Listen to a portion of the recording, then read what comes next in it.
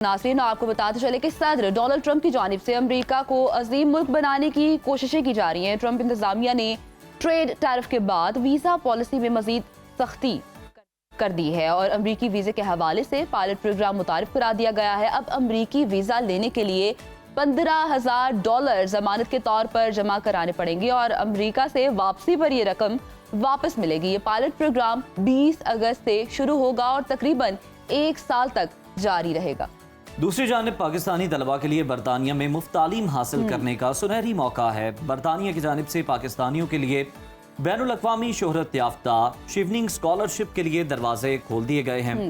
दरखास्तें online जमा कराने का बाकायदा आगाज हो चुका है, जो कि 7 अक्टूबर तक जमा कराई जा सकती हैं।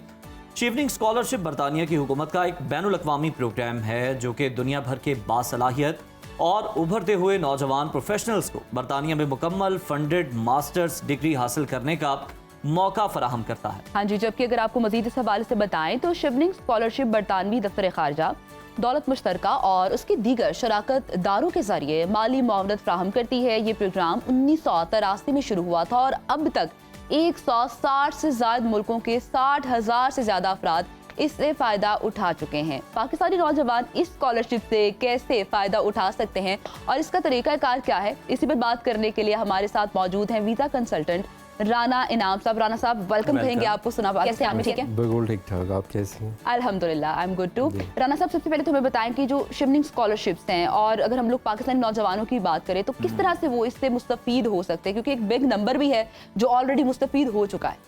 जी बिल्कुल, आपने सही कहा कि ये कोई बिल्कुल नई चीज़ नहीं है। ऑलरेडी हमारे सीनियर्स भी इसका फ़ायदा उठा चुके हैं जी। और उठा रहे हैं। इसमें मेजरली तो जो इसकी रिक्वायरमेंट्स हैं, एक तो आपकी मिनिमम जो पाकिस्तान से एजुकेशन है वो 4 इयर्स बैचलर हो। ठीक है। अच्छा, जिनकी 4 इयर्स बैचलर नहीं है वो 2 इयर्स बैचलर 2 इयर्स मास्टर, तो इक्वल टू जो यूके है, मतलब जो यूके नैरिक है, जो जैसे हमारे यहाँ HEC है, उनका एक इदारा है यूके नैरिक, उसकी इक्वलेंसी बैचलर के बराबर हो। ठीक हो गया। और मिनिमम जो है वो 2 इयर्स का वर्क एक्सपीरियंस हो। अच्छा, वर्क एक्सपीरियंस उसी डिग्री में हो? नहीं, रेलिवेंट फील्ड में, रेलिवेंट फील्ड में एक्सपीरियंस हो, मिनिमम 2 इयर्स।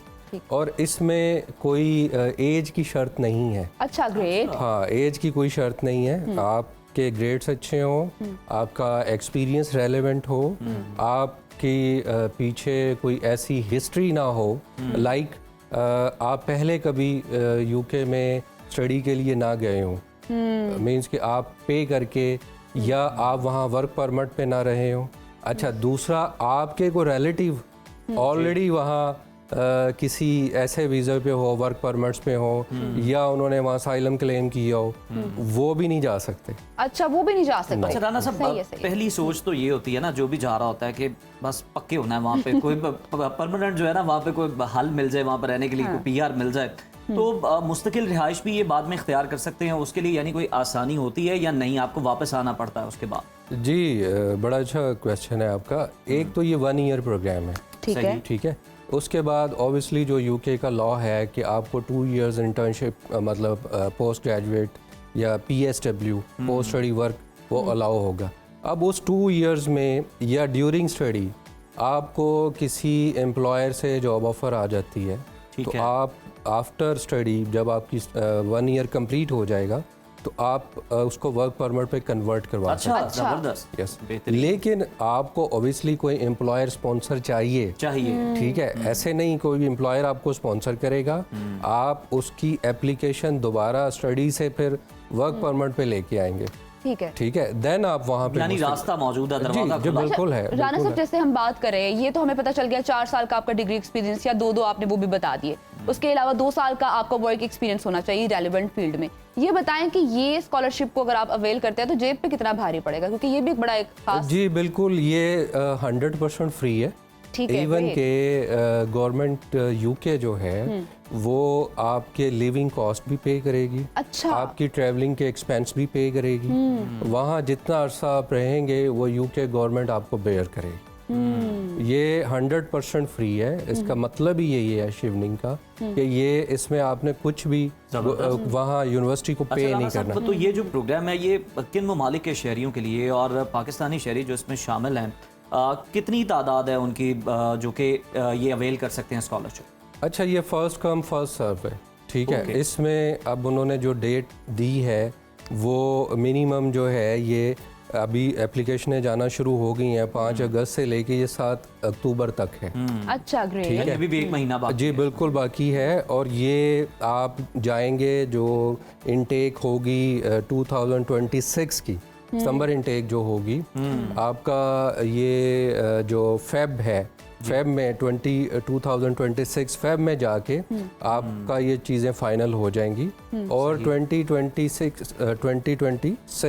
2026 जो है उस सितंबर इनटेक में आप जा पाएंगे। अच्छा, ग्रेट है। अच्छा राना साहब, हमें ये बताएं, एक जाने तो हम यूके की जानिब से देख रहे हैं कि ये तो मुकम्मल तौर पर फ्री हो गया।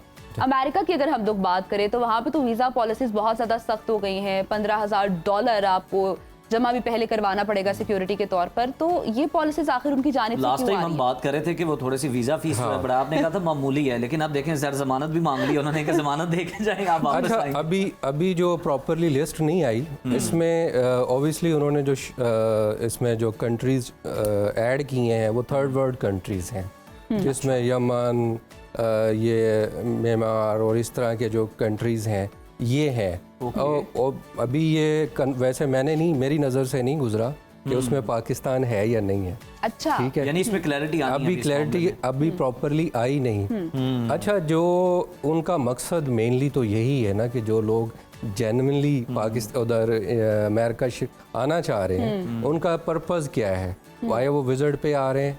इसमें जो मेनली जो लोग मुतासिर होंगे वो B1 और B2, अच्छा, ठीक है, जो उनका वीज़ा है B1 और B2, ये जो विजिट और टूरिस्ट वीज़ा है उनके लिए ये शर्त है।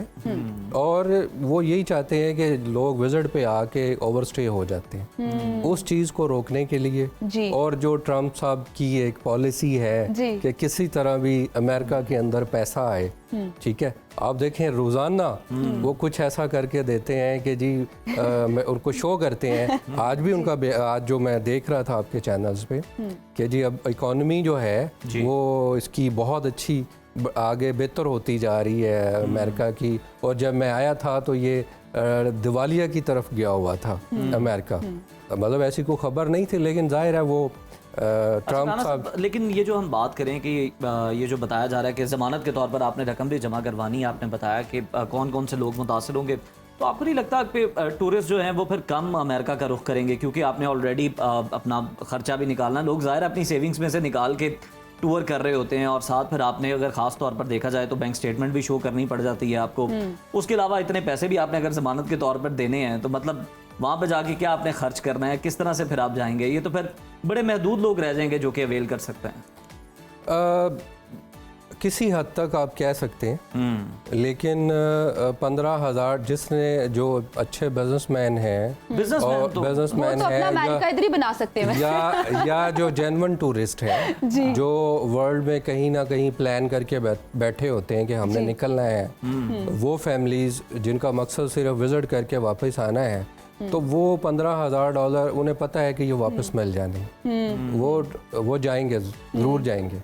हाँ, वो लोग जो इस नज़रिए से जाते हैं कि यार हम जाएं, हम किसी तरह भी इस वीज़े को किसी और वीज़ा पे स्विच कर लें, स्विचिंग के पॉइंट ऑफ व्यू से, या वहाँ जॉब सर्चिंग के पॉइंट ऑफ व्यू से, या वो देखना चाह रहे हैं जी वहाँ क्या अपॉर्चुनिटी हम अवेल कर सकते हैं, उनमें कमी आएगी, उनमें कमी भी आएगी, उनके लिए ये मुश्किलात भी होंगी। बहुत शुक्रिया राना इनाम साहब आपके वक्त का।